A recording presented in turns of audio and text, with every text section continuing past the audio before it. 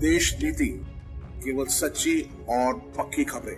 दोस्तों 2024 का चुनाव नजदीक है। एक तरफ बीजेपी मुद्दों को भुनाने में लगी हुई है। सबसे अहम मुद्दा जो उसका है वो है राम मंदिर का मुद्दा। राम मंदिर के मुद्दे को जिस तरीके से प्रबलता से बीजेपी उठा रही है, पूरा अंदाजा लगाया जा सकता है कि बीजेपी कौन से मुद्दे पर 2024 में चुनाव लड़ेगी। लेकिन एक तरफ जहां बीजेपी की तैयारियां शुरू हैं, तो वहीं दूसरी तरफ ये नहीं कहा जा सकता कि कांग्रेस हाथ पे हाथ धरे बैठी है या 3 राज्यों में हार के बाद कांग्रेस के चेहरे पर शिकन है, या फिर कांग्रेस के जो लोग हैं या जो कांग्रेस के कार्यकर्ता हैं वो इतने मायूस हो गए हैं कि तैयारी भी नहीं कर रहे हैं। ऐसा नहीं है दोस्तों, और तैयारी के लिए बाकायदा ऐलान हो गया है। किस योजना का ऐलान हो रहा है, आखिर क्या करने जा रही है कांग्रेस, 2024 का चुनाव कांग्रेस किस तर्ज पर लड़ने जा रही है, दोस्तों इस खबर में मैं आपको बताऊंगी। नमस्कार, मेरा नाम है जयंती झा और आप देख रहे हैं देश नीति।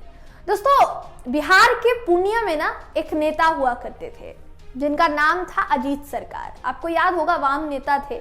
अगर याद नहीं तो मैं आपको याद दिलाना चाहूंगी उनका एक छोटा सा किस्सा था जो इस खबर को बताने से पहले मैं आपको याद दिलाना चाहूंगी। वो वाम नेता जो थे अजीत सरकार, बेशक एक बड़ी पार्टी आप कह सकते हैं या बड़े जनाधार आप कह सकते हैं, वो ना हो, लेकिन जमीनी स्तर पर जिस तरह लोगों के साथ वो जुड़े हुए थे वो रिश्ता अटूट था और उसको कोई मैच नहीं कर सकता। अजीत सरकार को 107 गोलियां मारी गई थी और तब उनकी हत्या हुई थी पूर्णिया में। बहुत ही ज्यादा कंट्रोवर्शियल मामला था और हो सकता था कि पूर्णिया में उसकी वजह से हिंसा हो जाती। अब होता यह है कि उनका जो किस्सा है वो मैं आपको बताने जा रही हूँ। अजीत सरकार जब चुनाव लड़ते थे ना, तो चुनाव लड़ने के दौरान उनका एक अलग तरीका था। बाकी नेताओं की तरह वो चुनाव प्रचार करने के लिए नहीं जाते थे कि चुनाव प्रचार करने जाना है, हाथ जोड़कर कहना है कि आप मुझे वोट दीजिए तो आप मुझे वोट दीजिए। वो एक तरीका अपनाते थे, बहुत यूनिक तरीका था। कहीं पे भी जाते थे, लोगों के बीच में बैठ जाते थे और वहां पर अपना लाल कलर का गमछा बिछा देते थे। इस लाल कलर के गमछे में, लाल रंग के गमछे में लोगों से कहते थे कि तुम आओ और सिर्फ तुम्हें क्या करना है, एक सिक्का डालना है। 1 रुपए से ज्यादा का सिक्का तुम्हें नहीं डालना है, सिर्फ और सिर्फ 1 रुपए का सिक्का तुम्हें डालना है। अब कोई भी 1 रुपए का सिक्का तो डाल ही सकता है, इतनी क्षमता तो सब में होती है। तो 1 रुपए का सिक्का लोग आते और उस लाल गमछे में डाल देते थे। लाल गमछे में जो सिक्के डाले जाते थे दोस्तों, देखते ही देखते वो इतनी ज्यादा तादाद में सिक्के हो जाते थे कि जब वो घर जाते थे, अपने किराए के मकान जिसमें वो रहते थे, जब वो घर जाते थे तो उन सिक्कों को गिनते थे और उसकी तरह से पता लगाते थे। उनका कहना था कि जितने भी सिक्के इस लाल गमछे में है, कम से कम इतने वोट तो मुझे पड़ ही रहे हैं।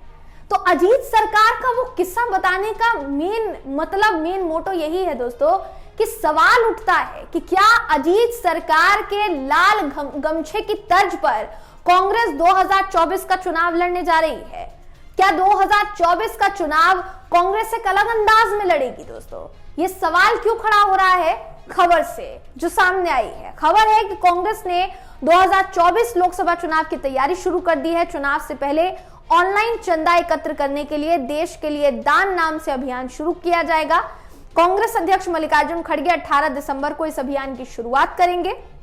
अभियान के जरिए 138 रुपए, 1380 रुपए, 13,800 रुपए या फिर इससे 10 गुने की राशि चंदे के रूप में दे सकते हैं। जिसको भी मन हो वो दे सकता है। हर पार्टी के लिए देखिए चंदा जो इकट्ठा करती है दोस्तों पार्टियां, हर पार्टी अपने अपने लिए चंदा इकट्ठा करती है। ऐसी कोई नई बात नहीं है कि कांग्रेस ही कर रही है, बीजेपी ने भी किया होगा, चुनाव में भी किया, आपने देखा होगा। बहुत सी पार्टियां जो है वो चुनाव के लिए चंदा पहले इकट्ठा करती है ताकि वो चुनाव लड़ पाए।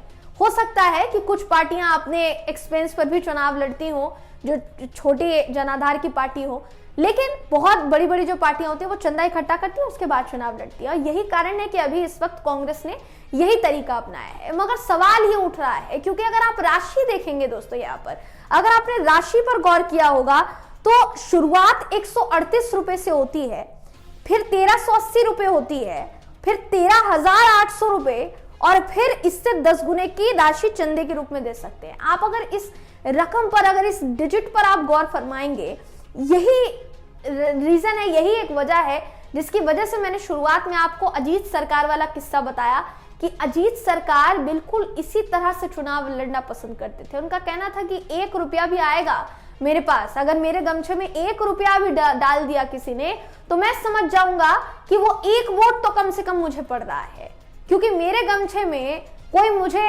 तभी 1 रुपये देगा ना। पहली बात तो अजीत सरकार उस वक्त नाम था, जाना माना नाम था, पूर्णिया क्षेत्र में आप कह लीजिए, बिहार में आप कह लीजिए, शायद हो सकता है इसी वजह से कहा जाता है, ऐसा आरोप लगता है कि इसी वजह से, क्योंकि उनका उदय ज्यादा हो रहा था सामंतवाद के खिलाफ, बाकी चीजों के खिलाफ वो लड़ते थे, क्योंकि उदय ज्यादा हो रहा था इसलिए उनकी हत्या कर दी गई। 107 गोलियां मारी गई थी, जो किसी के लिए भी खौफनाक मंजर होगा, खासकर उनके परिवार के लिए।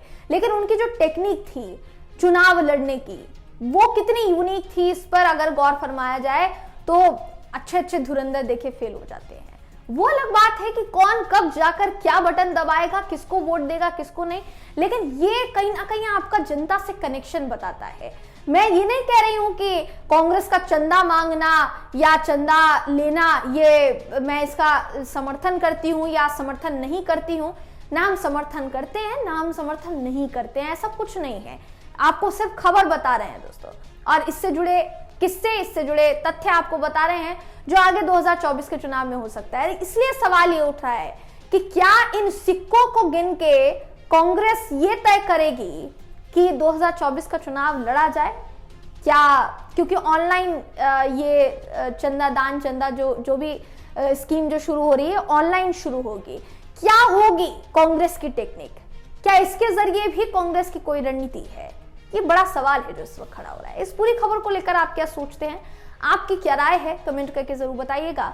वीडियो अगर आपको पसंद आया हो तो वीडियो को लाइक कीजिए, शेयर कीजिए, चैनल को सब्सक्राइब करना बिल्कुल भी ना भूलें। फिर मुलाकात होगी आपसे अगली वीडियो में, तब तक के लिए नमस्कार। आपका एक सब्सक्राइब हमारे लिए महत्वपूर्ण है। देश नीति को अभी सब्सक्राइब करें और बेल आइकन को दबाना ना भूलें।